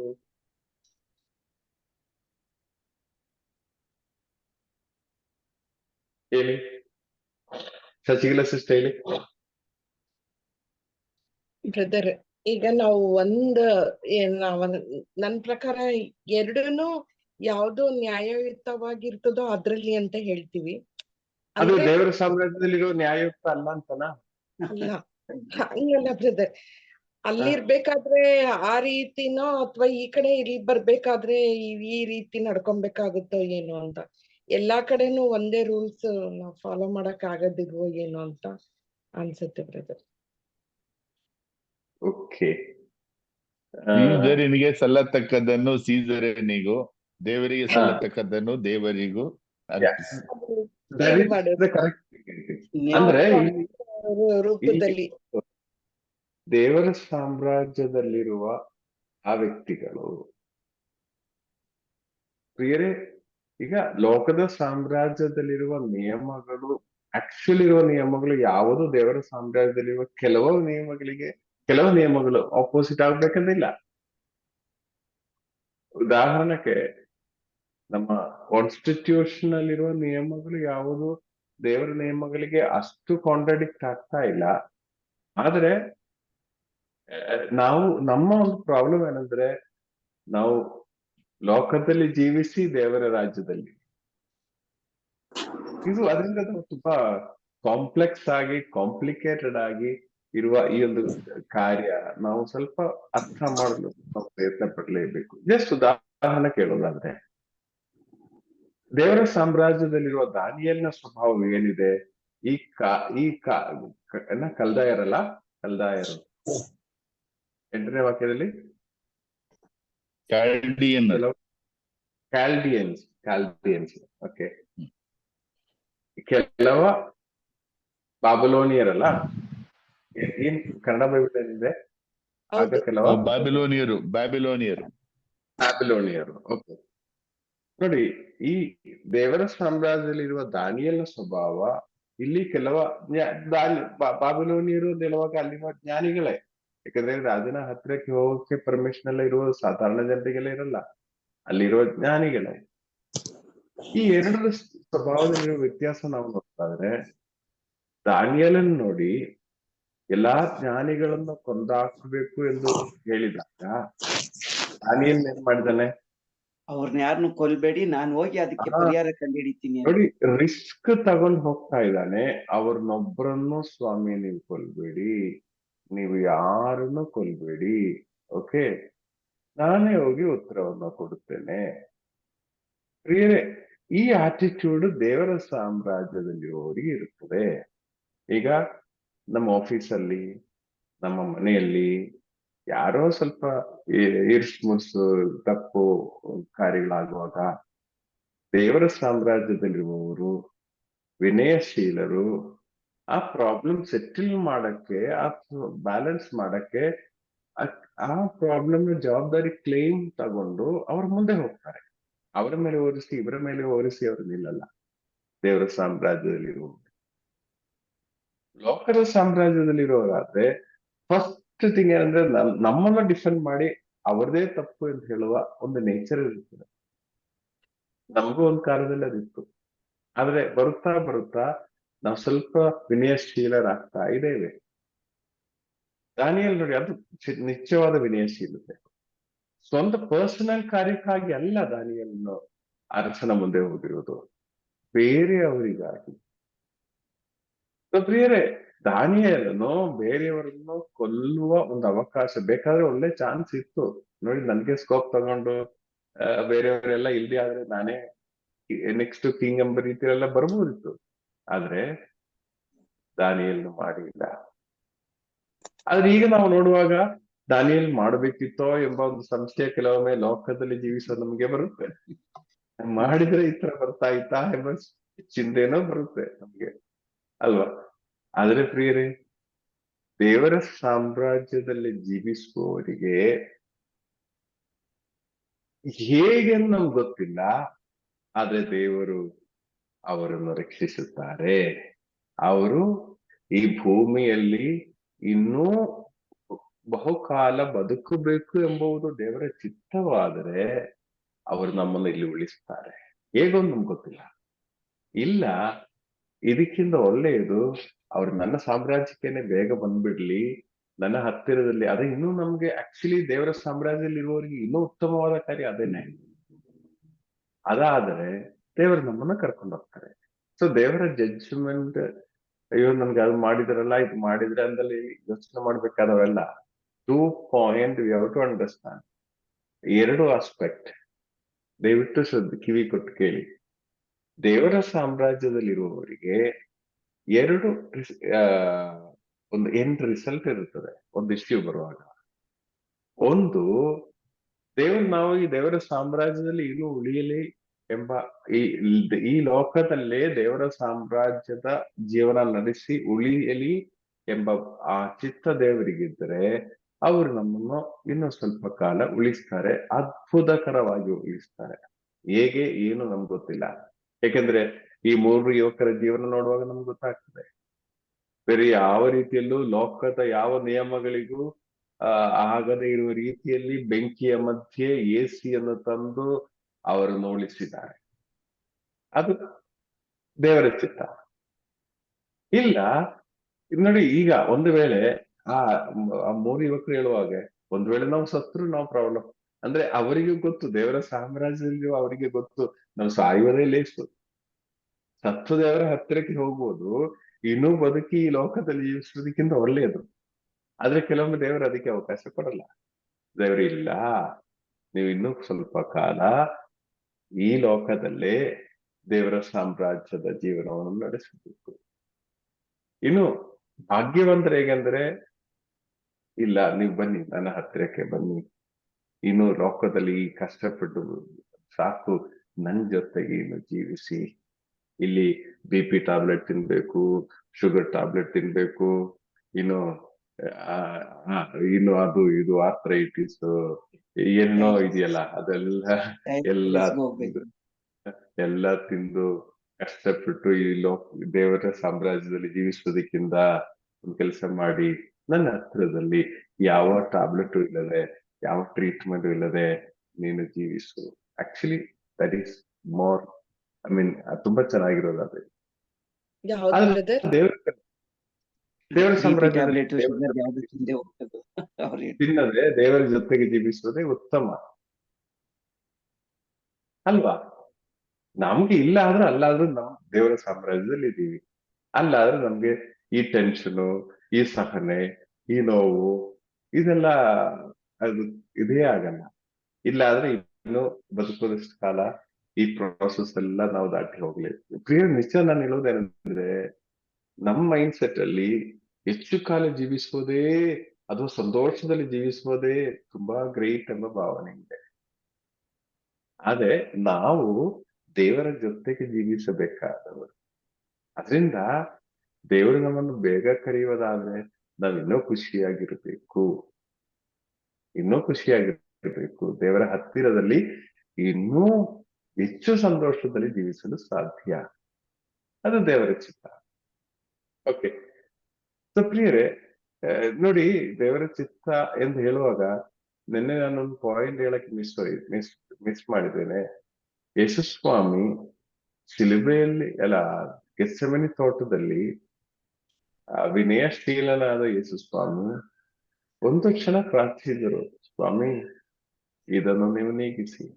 ತಕ್ಷಣವೇ ಆ ಅವ್ರಿಗೆ ಹೇಳ್ತಾ ಇದಾರೆ, ಆದ್ರೂ ನನ್ನ ನನ್ನ ಚಿತ್ತವಲ್ಲ ನಿನ್ನ ಚಿತ್ತ ನೆರವೇರಲಿ, ನಿನ್ನ ಚಿತ್ತ ನೆರವೇರಲಿ. ಓಕೆ, ಸೊ ಪ್ರಿಯರೇ, ಇದು ಆ ಒಂದು ವಿನಯಶೀಲತೆಯ talk. ಏನ್ ಬೇಕಾದ್ರೂ ಆಗ್ಲಿ, ಆದ್ರೆ ನಿಮ್ಮ ಚಿತ್ತ ನೆರವೇರಲಿ. ಆಸೆ ಇರ್ತದೆ, ಇನ್ನು ಸ್ವಲ್ಪ ಕಾಲ ಹೀಗೆ ಜೀವಿಸಬೇಕು ಅಂದ್ರೆ ಆಸೆ ಇರುತ್ತೆ, ಆದ್ರೆ ನಿಮ್ಮ ಚಿತ್ತ ನೆರವೇರಲಿ. ಇದು ಈ ಒಂದು ಆಟಿಟ್ಯೂಡ್ ದೇವರ ಸಾಮ್ರಾಜ್ಯದಲ್ಲಿರುವವರ ಒಂದು ಲಕ್ಷಣವಾಗಿರುತ್ತದೆ. ಓಕೆ, ಸೊ ಒಂದು ನಾವು ಅರ್ಥ ಮಾಡ್ಬೇಕು, ದೇವರ ಸಾಮ್ರಾಜ್ಯದಲ್ಲಿ ಜೀವಿಸುವವರಿಗೆ, ಲೋಕದಲ್ಲಿ ಜೀವಿಸುವವರಿಗೆ ಬೆಸ್ಟ್ ಏನಂದ್ರೆ ಲೋಕದಿಂದ ದೇವರ ಜೊತೆಗೆ ಪರ್ಮನೆಂಟ್ ಆಗಿ ಜೀವಿಸುವುದು. ಆದ್ರೆ ದೇವರ ಚಿತ್ತ ಆದರೆ ನೀವು ಲೋಕದ ದೇವರ ನಿಯಮಗಳನ್ನೇ ಅನುಸರಿಸುವುದಾದರೂ ಅವರು ನಮಗೆ ಇಲ್ಲೇ ಉಳಿಯುವುದಕ್ಕೆ ಬೇಕಾಗಿರುವ ವ್ಯವಸ್ಥೆ ಅವರದೇ ಲೆವೆಲ್ ಅಲ್ಲಿ ನಮ್ಗೆ ಮಾಡಿ, ನಾವು ಅದರ ಬಗ್ಗೆ ಏನು ಹುಡುಕ್ಬೇಕಾದ ಅಗತ್ಯ ಇಲ್ಲ. ಏನ್ ಮಾಡಕ್ಕಾಗತ್ತೆ, ಬೇರೆ ವಿಧಿ ಇಲ್ಲ, ಇದೆಲ್ಲ ಚಿಂತಿಸುವ ಅಗತ್ಯ ಇಲ್ಲ. ನಾನು ದೇವರನ್ನ ಆಶ್ರಯಿಸ್ತೀನಿ, ಅವರು ನಿಮ್ಗೆ ಹೇಗೋ ಮಾಡ್ತಾರೆ. ಅಂದ್ರೆ ಎಲ್ಲಾ ಪ್ರಾರ್ಥನೆಗೂ ಕೃತ್ಯವಾಗಿ ಅವರು ಉತ್ತರ ಕೊಡ್ಬೇಕಂದ್ರೆ ನಮ್ ಪ್ರಾರ್ಥನೆ ಇಲ್ಲ, ಲೋಕದ ಜೀವನದ ತಕ್ಕ ರೀತಿಯಲ್ಲಿರುವ ಪ್ರಾರ್ಥನೆಗಳೇ. ನಾವಿನ್ನು ದೇವರ ಸಾಮ್ರಾಜ್ಯದಲ್ಲಿ ಜೀವಿಸುವ ಬಗ್ಗೆ ಪ್ರಾರ್ಥಿಸ್ತಾ ಇಲ್ಲ. ನನಗೆ ಇನ್ನೂ ಸ್ವಲ್ಪ ಕಾಲ ಈ ಭೂಮಿಯಲ್ಲಿ ಖುಷಿಯಾಗಿ ಟೆನ್ಷನ್ ಇಲ್ಲದೆ ಜೀವಿಸಬೇಕು ಎಂಬುದೊಂದೇ ನಮ್ಮ ಪ್ರಾರ್ಥನೆ. ಆದ್ರೆ ಪ್ರಿಯರೇ, ದೇವರ ಸಾಮ್ರಾಜ್ಯದಲ್ಲಿರುವ ನಮ್ಮ ಪ್ರಾರ್ಥನೆ ಇನ್ನೂ ನಿಜವಾಗಿ ಹೇಳುವುದಾದ್ರೆ, ಸ್ವಾಮಿ ಲೋಕದಲ್ಲಿ ಜೀವಿಸಲಿ, ನಾನು ನಿಮ್ಮ ಜೊತೆಗೆ ಜೀವಿಸಲಿ, ನಿಮ್ಮೊಂದಿಗೆ ನಾನು ಆಗಿರ್ಬೇಕು, ದೇವರ ಸಾಮ್ರಾಜ್ಯದಲ್ಲೇ ಆಗಿರ್ಬೇಕು, ಎಂದಿಗೂ ನಾನು ಅಲ್ಲಿಂದ ಇಲ್ಲಿಗೆ ಬರಬಾರ್ದು. ಕೆಲವೊಮ್ಮೆ ನಾವೇನ್ ಮಾಡ್ತೀವಿ ಅಂದ್ರೆ 200 ಮೀಟರ್ಸ್ ರನ್ನಿಂಗ್ ಅಲ್ಲಿ ಆಗಾಗ ಟ್ರ್ಯಾಕ್ ಚೇಂಜ್ ಮಾಡಿ ಓಡುವವರಾಗಿದ್ದೇವೆ. ಸ್ವಲ್ಪ ಕಾಲ ದೇವರ ರಾಜ್ಯದಲ್ಲಿ, ಬೆಳಿಗ್ಗೆ 5ರಿಂದ 6:30ವರೆಗೆ ದೇವರ ರಾಜ್ಯದಲ್ಲಿ, ನಂತರ ಸ್ವಲ್ಪ ಲೋಕದ ರಾಜ್ಯದಲ್ಲಿ. ಈ ರೀತಿಯ ಜೀವನ ಪ್ರಿಯರೇ, ನೀವು ಲೋಕದಲ್ಲಿ ಜೀವಿಸಿದ್ರು ದೇವೋನ್ಮುಖರಾಗಿ ಜೀವಿಸುವರಾಗಿ ಇರಬೇಕು ಎಂದು ದೇವರು ನಮ್ಮನ್ನು ಎದುರು ನೋಡ್ತಾ ಇದ್ದಾರೆ. ಸೊ ಪ್ರಿಯರೇ, ಈ 3 ಯುವಕರ ಬಗ್ಗೆ ಹೇಳುವುದಾದ್ರೆ, ಅವರು ಲೋಕದಲ್ಲಿ ಜೀವಿಸಿದರು, ಅರಸನ ಸಾಮ್ರಾಜ್ಯದಲ್ಲಿ ಅರಸನ ಅಧಿಕಾರಿಗಳಾಗಿ ಜೀವಿಸಿದರು, ಆದ್ರೆ ಅವರು ದೇವರ ಆ ಒಂದು ದೇವರ್ in the Kingdom of god, ದೇವರ ರಾಜ್ಯದಲ್ಲಿ ಅವರ ಆಕ್ಚುಯಲ್ ಥಿಂಕಿಂಗ್ ಎಲ್ಲ ದೇವರ ರಾಜ್ಯದಲ್ಲಿ. ಅಂದ್ರೆ ಹಳೆ ಉಡಂಬಡಿಕೆ ನೋಡೋದಾದ್ರೆ ದೇವರ ವಚನಗಳನುಸರಿಸಿ ಜೀವಿಸುವ ಒಂದು ನೇಚರ್. ಲೋಕದ ರಾಜನ ವಚನಗಳು ಇರುತ್ತದೆ, ರಾಜನ ವಚನಗಳು, ದೇವರ ವಚನಗಳು ಅವರು ನೋಡಿ ರಾಜನ ವಚನಕ್ಕಿಂತ ದೇವರ ವಚನಕ್ಕೆ ಆದ್ಯತೆ ಕೊಡುತ್ತಾ ಇರು. ಇದು ಹಳೆ ಉಡಂಬಡಿಕೆಯ ಕಿಂಗ್ಡಮ್ ಆಫ್ ಗಾಡ್ ಅಲ್ಲಿರುವವರ ಅವಸ್ಥೆ. ನೀವು ನೋಡಿ, ಧರ್ಮೋಪದೇಶ ಕಾಂಡದಲ್ಲಿ 6ನೇ ಅಧ್ಯಾಯ 4-5 ವಾಕ್ಯಗಳಲ್ಲಿ ಹೀಗಿದೆ. ಧರ್ಮೋಪದೇಶ ಕಾಂಡ 6ನೇ ಅಧ್ಯಾಯ 4-5 ವಾಕ್ಯಗಳಲ್ಲಿ, ಇಸ್ರಾಯೇಲ್ ಜನಾಂಗವೇ ಕೇಳು, ನಿನ್ನ ದೇವರಾದ ಸರ್ವೇಶ್ವರ ಸ್ವಾಮಿ ಒಬ್ಬರೇ ದೇವರು. ನಿನ್ನ ಪೂರ್ಣ ಹೃದಯದಿಂದ, ಪೂರ್ಣ ಪ್ರಾಣದಿಂದ, ಪೂರ್ಣ ಶಕ್ತಿಯಿಂದ ನಿನ್ನ ದೇವರಾದ ಸರ್ವೇಶ್ವರನನ್ನು ಪ್ರೀತಿಸು. ಈ ದಿನ ನಾನು ನಿನಗೆ ತಿಳಿಸುವ ಮಾತುಗಳು ನಿಮ್ಮ ಹೃದಯದಲ್ಲಿ ನಾಟಿರಲಿ. ನೋಡಿ, ಇವುಗಳು ನಿಮ್ಮ ಪೂರ್ಣ ಹೃದಯದಿಂದ, ಪೂರ್ಣ ಶಕ್ತಿಯಿಂದ ಈ ಏಕ ದೇವರನ್ನು ಮಾತ್ರವೇ ಆರಾಧಿಸತಕ್ಕದ್ದು, ಬರೀ ಯಾರನ್ನೂ ಇಲ್ಲ. ಇದು ಯಾವುದು? ದೇವರ ನಿಯಮ. ದೇವರ ಸಾಮ್ರಾಜ್ಯದಲ್ಲಿರುವ ಈ 3 ಯುವಕರು ಪೂರ್ಣ ಶಕ್ತಿಯಿಂದ, ಪೂರ್ಣ ಮನಸ್ಸಿನಿಂದ ಆ ಸರ್ವೇಶ್ವರನನ್ನು ಮಾತ್ರವೇ ಆರಾಧಿಸುವುದು, ಅದಲ್ಲದೆ ಬೇರೆ ದೇವರುಗಳು ಇಲ್ಲ ಎಂದು ದೇವರ ವಚನದಲ್ಲಿದೆ. ಹಾಗಾದರೆ ಈ 3 ಯುವಕರು ದೇವರ ಆ ಸಾಮ್ರಾಜ್ಯದಲ್ಲಿರುವವರು ಯಾವ್ದು? ಈ ರಾಜನ ಏನ್ ಹೇಳ್ತಾ ಇದ್ದಾರೆ? ನಾನು ಸೃಷ್ಟಿಸಿದ ಈ ಒಂದು ಬೆಂಕಾರದ ಪ್ರತಿಮೆಯನ್ನು ಆರಾಧಿಸಬೇಕು. ಹೌದು, ಅವನಿಗೆ ಕನಸಿನಲ್ಲಿ ಬಂದಿರುವುದೇ ಅದು. ಆ ಬೆಂಕಾರ ಅಂದ್ರೆ ಬಾಬಿಲೋನಿಯನ್ ರೂಲ್ ಅಂತ ಹೇಳಿನೂ ನಾವು ಅರ್ಥನೂ ಅವನಿಗೆ ಸಿಕ್ಕಿದೆ. ಅದು ನೋಡಿನೇ ಅಂದ್ರೆ ಅರಸನು ಏನೋ ಅಹಂಕಾರದಿಂದೆಲ್ಲ ಹೇಳಕ್ ಆಗಲ್ಲ ನಮ್ಗೆ. ಯಾಕಂದ್ರೆ ಆ ಕನಸು ಕಂಡು, ಕನಸಿನ ವ್ಯಕ್ತವಾದ ಅರ್ಥವನ್ನು ಕಂಡು ನಾವೇ ನನ್ನ ರೂಲಿಂಗೇ ಈ ಒಂದು ಗೋಲ್ಡನ್ ಎರಾ ಎಂಬ ರೀತಿಯಲ್ಲಿ ಅರ್ಥವಾಗಿ ಆ ಒಂದು ಗೋಲ್ಡನ್ ಪ್ರತಿಮೆಯನ್ನು ಮಾಡಿದ್ದಾರೆ. ಸೊ ಅರಸನ point of view it is not wrong. ಲೋಕದಲ್ಲಿ ಜೀವಿಸುವವರ ಪಾಯಿಂಟ್ ಆಫ್ ವ್ಯೂ ಅದು ರಾಂಗ್ ಅಂತಲ್ಲ. ಆದ್ರೆ ಈ 3 ಯುವಕರು ದೇವರ ಸಾಮ್ರಾಜ್ಯದಲ್ಲಿರುವವರು ಲೋಕದಲ್ಲಿ ಜೀವಿಸ್ತಾ ಇದ್ದಾರೆ. ಪ್ರಿಯರೇ, ಅವರು ದೇವರ ನಿಯಮಗಳು ಮಾತ್ರ ಅನುಸರಿಸ್ತಾ ಇದ್ದಾರೆ. ಇದ್ರ ಬಗ್ಗೆ ಡೀಟೇಲ್ ಆಗಿ ಹೇಳಿದ್ರೆ ನೆಕ್ಸ್ಟ್ ಇರುವವರೆಗೂ ನಾವು ಹರ್ಷನ್ದು ಓವರ್ಲ್ಯಾಪ್ ಆಗೋ ಸಾಧ್ಯ ಇದೆ. ಆದ್ರೆ ಈ ನಿಯಮಗಳು ಅವರು ಬಿಗಿಯಾಗಿದ್ದರು. ಈ ನಿಯಮಗಳು ಬಿಗಿಯಾಗಿರುತ್ತದೆ. ಪ್ರಿಯರೇ, ಇಂತಹ ಕಾನ್ಫ್ಲಿಕ್ಟ್ ನಮ್ಮೊಬ್ಬೊಬ್ಬರ ಮುಂದೆ ಬರುತ್ತದೆ ಅಲ್ವಾ? ಇದು ಮಾಡ್ಬೇಕಾ, ಇದು ಮಾಡ್ಬೇಕಾ? ಕೆಲವೊಮ್ಮೆ ಲೋಕದ ನಿಯಮಗಳು ನಾವು ಅನುಸರಿಸಿದ್ರೆ ಸದ್ಯಕ್ಕೆ ಸ್ವಲ್ಪ ಲಾಭ ಬರುತ್ತೆ, ಟೆಂಪರರಿ ಹ್ಯಾಪಿನೆಸ್ ಬರುತ್ತೆ ನಮಗೆ ಲೋಕದ ನಿಯಮಗಳು ಅನುಸರಿಸುವಾಗ. ಈಗ ಎಲೆಕ್ಷನ್ ಆಯ್ತು ಉದಾಹರಣೆಗೆ, ಈಗ ಕೆಲವ ಇದು ಕ್ಯಾಂಡಿಡೇಟ್ಸ್ ಸ್ವಲ್ಪ ದುಡ್ಡೆಲ್ಲ ಕೊಡ್ತಾರೆ ಒಬ್ಬೊಬ್ಬರಿಗೆ, ನೀವು ಇಷ್ಟು ತಗೊಳ್ಳಿ ಇಷ್ಟು ತಗೊಳ್ಳಿ ಅಂತ ಹೇಳಿ ಕೊಡ್ತಾರೆ. ಈಗ ನಾವು ಅದು ತಗೊಳ್ಳುವುದು ಸರಿನಾ, ತಗೊಳ್ಳದೆ ಇರೋದು ಸರಿನಾ? ನಾವು ತಗೊಂಡ್ರು ತಗೊಳ್ಳದೆ ಇದ್ರು ಅವ್ರಿಗೆ ಓಟ್ ಕೊಡ್ತೀವಿ. ನಾವು ತಗೊಳ್ಳದೆ ಇದ್ರೆ ಅದ್ರ ಆ ಕ್ಯಾಂಡಿಡೇಟ್ಗೆ ಏನೂ ಸಿಕ್ಕಲ್ಲ, ಅದ್ರ ಮಧ್ಯವರ್ತಿಗಳಿಗೇನೆ ಅವರೇ ತಿಂದ್ಬಿಡ್ತಾರೆ. ಕ್ಯಾಂಡಿಡೇಟ್ಗೆ ಅಮೌಂಟ್ ವಾಪಸ್ ಹೋಗಲ್ಲ. ಇಂಥ ಪರಿಸ್ಥಿತಿಯಲ್ಲಿ ನಾವೇನ್ ಮಾಡ್ಬೇಕು? ಇದೊಂದು ದೊಡ್ಡ ಕನ್ಫ್ಯೂಷನ್. ಒಂದು ತೀರ್ಮಾನ ತಗೊಳಕ್ಕೆ ತುಂಬಾ ಕನ್ಫ್ಯೂಷನ್. ಈಗ ನಾವು ತಗೊಂಡ್ರು ತಗೊಳ್ಳದೆ ಇದ್ರು ಅವರಿಗೇನೆ ಓಟ್ ಮಾಡ್ತೀವಿ. ಓಕೆ. ಎರಡನೇದಾಗಿ ನಾನು ತಗೊಂಡಿಲ್ಲ ಅಂತ ಹೇಳಿ ನಾವು ನೀತಿವಂತನಾಗಿ ನಿಂತರೆ ಈ ಅಮೌಂಟ್ ಆ ವ್ಯಕ್ತಿಗೆ ವಾಪಸ್ ಹೋಗುವುದು ಇಲ್ಲ. ಅಷ್ಟೇ ಅಲ್ಲ ಬ್ರದರ್, ನಾವು ಅದನ್ನ ತಗೊಂಡಿಲ್ಲ ಆದ್ರೆ ಆ ಅವ್ರ ಮನ್ಸಲ್ಲಿ ಏನು, ಓ ಇವ್ರು ನಮ್ಗ್ ವಿರೋಧಿಗಳು, ಇವ್ರು ಇನ್ನೊಂದು ಪಕ್ಷಕ್ಕೆ ಆಗ್ತಾ ಇದಾರೆ ಅಂತ ನಾವು ಒಂಥರ ನಾವೇ ಹೈಲೈಟ್ ಮಾಡ್ದಂಗ ಆಗ್ತದೆ. ಅದೊಂದು ಪರಿಸ್ಥಿತಿ ಅದು ಇದೆ.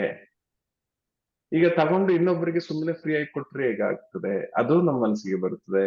ಯಾಕೆ ಅಟ್ಲೀಸ್ಟ್ ಅವರಿಗಾದ್ರೂ ಸ್ವಲ್ಪ ಲಾಭ ಆಗ್ತದಲ್ಲ.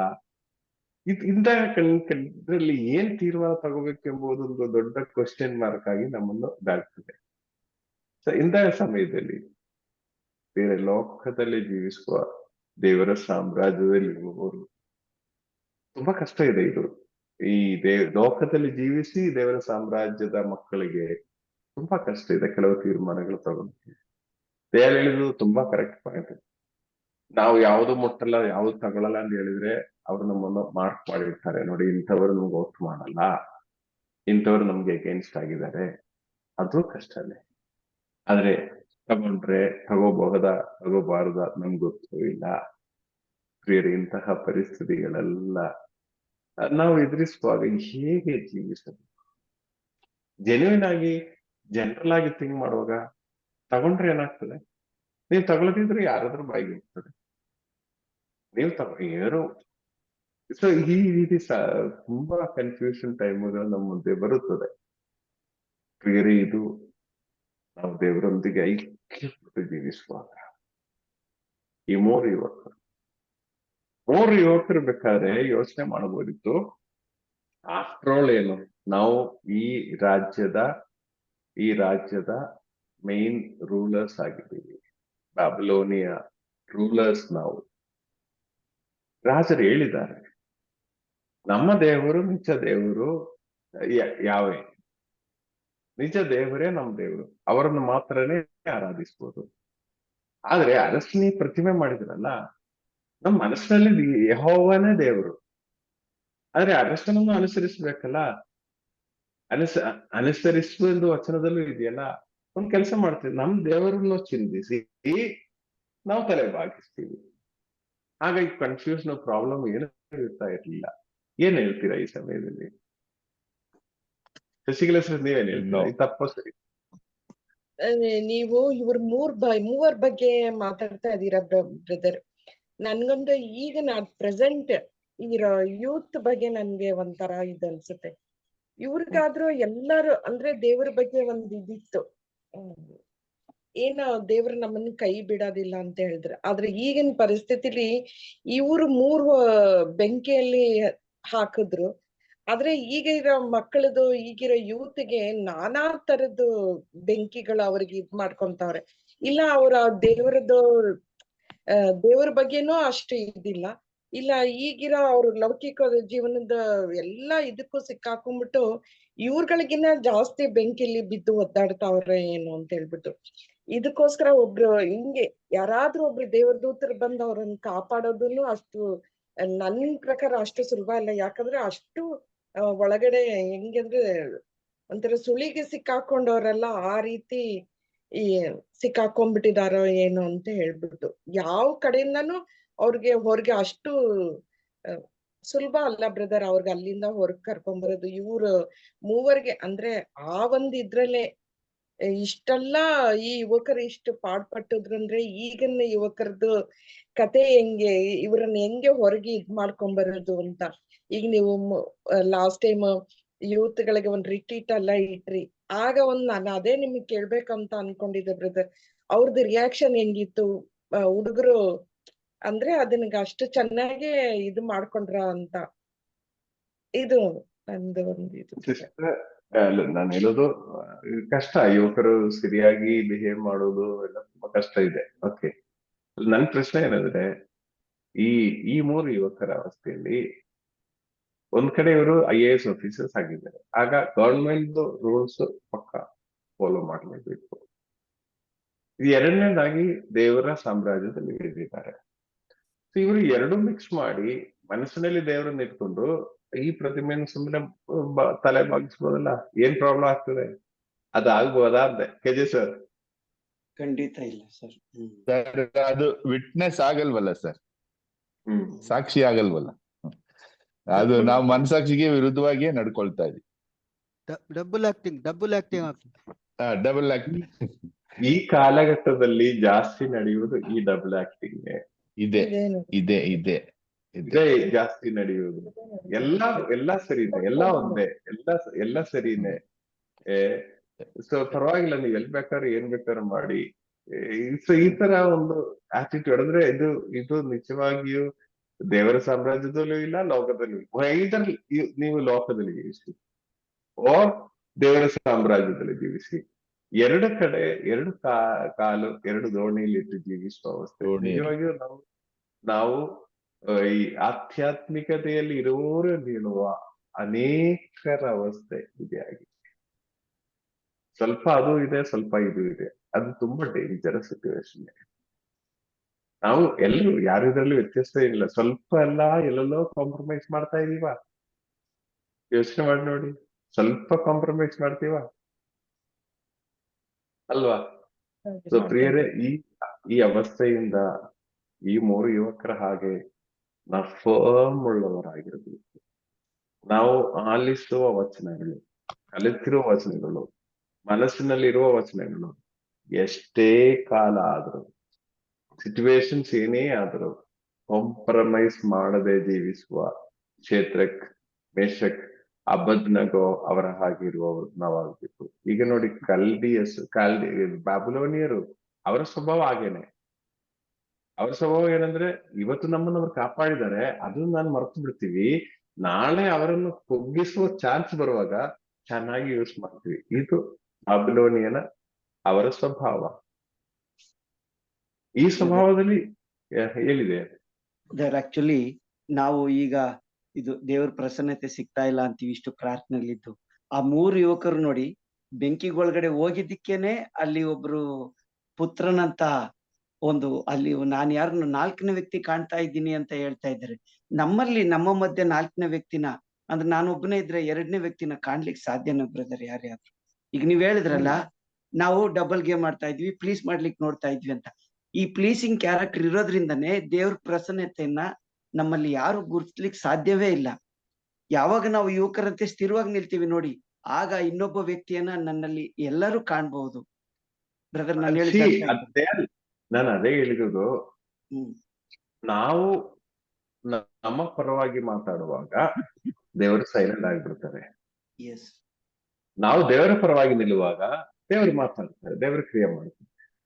ಇದು ಸಿಂಪಲ್ ಆಗಿ ನಾವು ನಮ್ಮ ಪರವಾಗಿ ಎಲ್ಲ ಮಾಡಿ ಮಾಡಿ ಮಾಡಿ ಮುಗಿಸುವ ದೇವರಿಗೆ ಮತ್ತೆ ಏನ್ ರೋಲ್ ಇದೆ? ದೇವರು ಸೈಲೆಂಟ್ ಆಗಿಬಿಡ್ತಾರೆ. ಬೇರೆ ಈ ರೀತಿಯಲ್ಲಿ ನಾವು ದೇವರನ್ನು ಸೈಲೆಂಟ್ ಆಗಿ ನಿಲ್ಲಿಸಿವಿ. ದೋಣಿಯಲ್ಲಿ ಪ್ರಯಾಣ ಮಾಡುತ್ತಾ ಇದ್ದಾಗ ಶಿಷ್ಯರು ಬಿರುಗಾಳಿ ಬಂದಾಗ ಬಿರುಗಾಳಿಯನ್ನು ಅಡೆತಡೆ ಮಾಡಲು ತುಂಬಾ ಪ್ರಯತ್ನ ಪಟ್ರು. ಅವರ ಶಕ್ತಿ ಎಲ್ಲ ಮೀರಿ ಪ್ರಯತ್ನ ಪಟ್ರು. ಯೇಸು ಏನ್ ಮಾಡಿದ್ರು? ನಿದ್ರಿಸ್ತಾ ಇದ್ರು. ನಿರ್ದಿಷ್ಟ ಅರ್ಥ ಇದೆಯಲ್ಲ? ಇವರ ಪ್ರಯತ್ನ ಎಲ್ಲ ಮುಗಿದಾಗ ಇನ್ನು ನಮ್ಮಿಂದ ಏನು ಮಾಡಕ್ ಆಗಲ್ಲ ಅಂತ ಬಂದಾಗ ಯೇಸುವೇ ಎದ್ದೇಳು, ಯೇಸುವೇ ಎದ್ದೇಳು, ಯೇಸುವೇ ಎದ್ದೇಳು ಎಂದು ಪ್ರಾರ್ಥಿಸಿದಾಗ ಯೇಸು ಗೆದ್ದರು. ಎಲ್ಲವೂ ಶಾಂತವಾಗಿ ಮಾಡಿದರು. ಅದೇ ರೀತಿ ಈ 3 ಯುವಕರ ಜೀವನದ್ದು ಹಾಗೇನೆ. ಅವರು ನೋಡಿ, ಈ ಸ್ವಂತ ಪ್ರಯತ್ನ ಮಾಡಿಲ್ಲ, ಡಬಲ್ ಗೇಮ್ ಮಾಡಿಲ್ಲ. ಅವರು ಡೈರೆಕ್ಟ್ ಆಗಿ ಹೋಗಿ, ಸ್ವಾಮಿ ನೀವು ನಮ್ಮನ್ನು ಕಾಪಾಡುವರು, ನೀವು ನಮ್ಮನ್ನು ಕಾಪಾಡದಿದ್ರು ನಾವು ಪ್ರಾಬ್ಲಮ್ ರೀತಿಯಲ್ಲಿ ಅವರು ಒಂದೇ ವಚನದಲ್ಲಿ ಸ್ಥಿರವಾಗಿ ನಿಂತರು. ಅದೇನಾಯ್ತು? ಈಗ ದೇವರಿಗೆ ಕ್ರಿಯೆ ಮಾಡದಿರಕ್ಕಾಗಲ್ಲ, ದೇವರು ಕ್ರಿಯೆ ಮಾಡಿದ್ರು ಅಷ್ಟೇ. Simple matter. ನಮ್ಮ ಜೀವನದಲ್ಲೂ ಹಾಗೇನೆ. ದೇವರ ಸಾಮ್ರಾಜ್ಯದಲ್ಲಿರುವ ನಾವು ದೇವರ ಸಾಮ್ರಾಜ್ಯದ ನಿಯಮಗಳಿಗೆ ಅನುಸರಿಸಿ ನಿಲ್ಲುವುದಾದ್ರೆ ಬಾಕಿ ನೋಡ್ಬೇಕಾದ ಜವಾಬ್ದಾರಿ ಅವ್ರದ್ದಿದೆ. ಡಬಲ್ ಗೇಮ್ ಮಾಡುವವರಿಗಾಗಿ ದೇವರು ಏನು ಮಾಡ್ತಾರೋ ನಮ್ಗೆ ಹೇಳಕ್ ಆಗಲ್ಲ. ಆದ್ರೆ ದೇವರ ಸಾಮ್ರಾಜ್ಯದಲ್ಲಿರುವ ನಾವು ಆ ನಿಯಮಗಳಿಗೆ ಬದ್ಧರಾಗುವಾಗ ನಮ್ಮನ್ನು ಕಾಪಾಡುವ ಜವಾಬ್ದಾರಿ, ಕಾಪಾಡುವುದಂದ್ರೆ ನಮ್ಮ ಜೀವ ರಕ್ಷಣೆ ಅಂತಲ್ಲ, ನಮ್ಮನ್ನ ಅಲ್ಲಿ ಕರ್ಕೊಂಡು ಹೋಗೋದು ಇನ್ನೂ ಬೆಟರ್ ಕಾಪಾಡುವುದಾಗಿದೆ. ಅಲ್ಟಿಮೇಟ್ ಆಗಿ ಅದು ದೇವರ ಜವಾಬ್ದಾರಿ ಇದೆ. ಸೊ ಪ್ರಿಯರೇ, ಈ ದೇವರು ನಮ್ಮ ದೇವರು. ಆ ದೇವರನ್ನು ಆರಾಧಿಸಲು, ಆ ದೇವರ ಸಾಮ್ರಾಜ್ಯದಲ್ಲಿ ಆಗಲು ಸೌಭಾಗ್ಯ ದೇವರು ನಮ್ಗೆ ಕೊಟ್ಟಿದ್ದಾರೆ. ದೇವರಿಗೆ ನಾವು ಸ್ತೋತ್ರವನ್ನು ಸಲ್ಲಿಸೋಣ. Praise the Lord. KG sir. Praise the Lord sir. ಪ್ರೇರೆ ಇಂದು ನಮಗೆ ದಾನಿಯೇಲ್ 3ನೇ ಅಧ್ಯಾಯ 8ರಿಂದ 15 ಇದು ನಮ್ಮ ದಯಾಳ್ ಬ್ರದರ್ ಆ ಒಂದು ಜವಾಬ್ದಾರಿಯಾಗಿತ್ತು. ಅವರು ಅದನ್ನ ಅತ್ಯುತ್ತಮವಾಗಿ ನಿಭಾಯಿಸಿದ್ದಾರೆ. ಹಿಂದಿನ ಅಧ್ಯಾಯಗಳನ್ನು ಕೂಡ ಅವರು ಉಲ್ಲೇಖಿಸಿ ಅದರ ಒಂದು ರೆಫರೆನ್ಸ್ ಅನ್ನ ಇಟ್ಕೊಂಡು ಅವರು ಈ ಒಂದು ಅಧ್ಯಾಯಕ್ಕೆ ಒಂದು ಅರ್ಥವನ್ನ ಕೊಟ್ಟಿದ್ದಾರೆ. ಈ ಭಾಗಕ್ಕೆ ಅಲ್ಲಿ ರಾಜನ ಬಗ್ಗೆ, ನೆಬೂಕದ್ನೆಚ್ಚರನ ಅವನ ಒಂದು ಚಂಚಲತೆಯ ಬಗ್ಗೆ ಅವರು ನಮ್ಗೆ ವಿವರಿಸಿಕೊಟ್ಟಿದ್ದಾರೆ. ನಿಜವಾಗ್ಲೂ ಥ್ಯಾಂಕ್ ಯು ಸೋ ಮಚ್ ಅಂತ ಹೇಳ್ತೀನಿ ನಾನು ಬ್ರದರ್ಗೆ. ಹಾಗೆ ಜಾಯ್ ಬ್ರದರ್ ನಮ್ಗೆ ಒಂದು ಫಾರ್ಮುಲಾವನ್ನೇ ಕೊಟ್ರು. ನಾವು ದೇವರಿಗೆ ಪರವಾಗಿ ಮಾತನಾಡಿದ್ರೆ ದೇವರು ನಮ್ಮ ಕಾರ್ಯವನ್ನು ಮಾಡ್ತಾರೆ, ನಾವು ನಮ್ಮ ಪರವಾಗಿ ಮಾತಾಡಿದ್ರೆ ದೇವರು ಸೈಲೆಂಟ್ ಆಗ್ಬಿಡ್ತಾರೆ. ಸೊ ಇದಕ್ಕೆ ಎಲ್ಲಾ ರೀತಿಯಾದ ವಚನಗಳನ್ನು ನಮ್ಗೆ ತಿಳಿಸ್ಕೊಟ್ಟಿದ್ದಾರೆ. 2 ರೀತಿಯ ಜನಾಂಗಗಳು, ಒಂದು ದೇವರ ಸಾಮ್ರಾಜ್ಯದಲ್ಲಿರುವವರು ಅನುಸರಿಸುವ ನಿಯಮಗಳು, 2 ಲೋಕದ ಸಾಮ್ರಾಜ್ಯದಲ್ಲಿರುವವರು ಅನುಸರಿಸುವ ನಿಯಮಗಳು. ಸೊ ಕೆಲವು ಸಮಯ ನಮ್ಗೆ ಕನ್ಫ್ಯೂಷನ್ ಆಗ್ಬಿಡುತ್ತದೆ. ನಮ್ಗೆ ಯಾವ ನಿಯಮವನ್ನು ನಾವು ಅನುಸರಿಸಬೇಕು? ನಾವು ಲೋಕದಲ್ಲಿ ಇರಬೇಕು, ಆದ್ರೂ ದೇವರ ಸಾಮ್ರಾಜ್ಯದಲ್ಲಿ ಬದ್ಧರಾಗಿರ್ಬೇಕು. ಸೊ ಈ ಸ್ವಾಮಿಯೇ ಹೇಳಿದ್ದಾರೆ, ನೀವು ಲೋಕದಲ್ಲಿ ಇದ್ದೀರಿ ಆದ್ರೆ ಲೋಕಕ್ಕೆ ಸೇರಿದವರಲ್ಲ. ಸೊ ಹಾಗಾಗಿ ನಾವು ಸ್ವರ್ಗ ಸಾಮ್ರಾಜ್ಯಕ್ಕೆ ಸೇರಿದವರು. ದಾನಿಯಲ್ನು ಮಾಡುವ ಕಾರ್ಯ ನೋಡಿ. ದಾನಿಯಲ್ ತಾನು ಜೀವನವನ್ನ ರಿಸ್ಕ್ ತಕೊಂಡು ಉಳಿದವ್ರನ್ನೆಲ್ಲರನ್ನು ಕಾಪಾಡ್ತಾನೆ. ಸೊ ಅದು ಅವನ ನಿಜವಾದ ವಿನಯಶೀಲತೆ ಹಾಗೂ ದೇವರ ಸಾಮ್ರಾಜ್ಯದಲ್ಲಿರುವವರ ಒಂದು ಸ್ವಭಾವ ಇದಾಗಿದೆ. ಸೊ ಲೋಕದಲ್ಲಿರೋರು ಏನ್ ಮಾಡ್ತಾರೆ? ಮೊದಲು ತಮ್ಮನ್ನ ಕಾಪಾಡಿಕೊಂಡು ಆಮೇಲೆ ಮನಸ್ಸಿದ್ರೆ ಬೇರೆಯವ್ರನ್ನ ಕಾಪಾಡ್ತಾರೆ, ಇಲ್ಲ ಅವ್ರಿಗೆ ಶಿಕ್ಷೆ ಆಗಲಿ ಅಂತಾನೆ ಅವ್ರು ಬಯಸ್ತಾರೆ. ಸೊ ದೇವರ ಸಾಮ್ರಾಜ್ಯದಲ್ಲಿಯವರಿಗೆ ಒಂದು ನಿಶ್ಚಿತವಾದ ಒಂದು ಫಲಿತಾಂಶ ಸಿಗ್ತದೆ.